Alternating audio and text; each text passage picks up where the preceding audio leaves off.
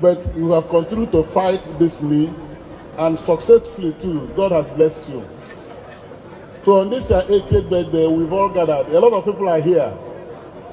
But I want to tell you that you are an icon, Igbo icon. The way I do some of the things I do, I learned from you, politically. Nnamdi Kanu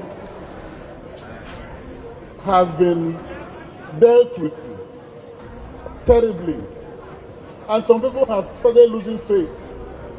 Some people condemn him now, even from the Igbo nation.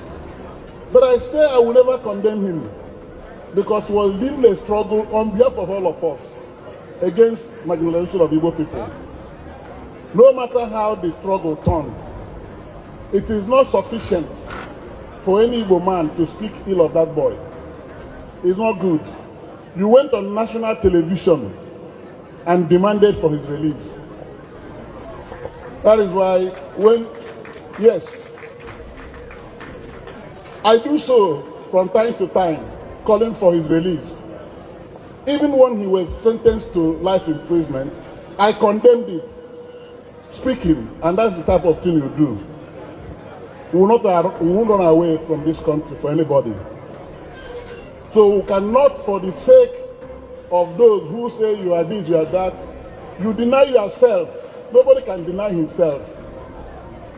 So because of those things that you do, I pray that God will keep you longer on earth, so that the way you recall history on television, even what your father told you as a leader of Igbo Union in northern Nigeria, there were too many people that are high in the society today from that part of Nigeria who call you and you tell them what you feel and you tell them the truth about us.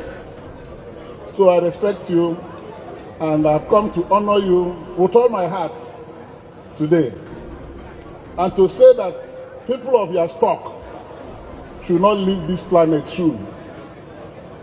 Your father did so. You know, when your father died, I came to Newi, and I came because of what your father represented in the history of the Igbo people, the life of the Igbos, while he was in northern Nigeria. I came to pay respect to him, and you were surprised. I said, I came because of your father. I read history, and I knew that your father stood for the Igbo nation. And you have stepped into his shoes. Now that you are 80, I'll put 25 years more for you, so that you'll be 105. If by that time you don't want to go, if you don't go by then, well, I don't know what will happen, but I'm only trying to say that I don't want you to leave this planet so soon, so that you continue to speak. They hear your voice, AIT. They make use of your wisdom and knowledge in dissecting issues of national importance. And anytime I saw you on television, I will suspend anything I was doing or I will be doing, and I listen to you. And characteristically of your memory recollection, you will say things that have happened in other parts, both in Northwest and the Northeast, and you bring back your political experience, things you have seen happen in Nigeria, you put it there on television. End my tribute this way. I want to say that at 80, you have done a good job of living your life and speaking the truth to power. And to that extent, you should feel happy that of all the things you have been saying and doing, nobody has touched you. It shows that you've been speaking the truth. You know, the truth can get somebody angry.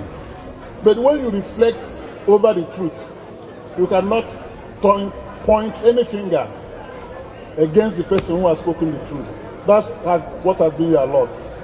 So keep on, as your strength and energy can carry you.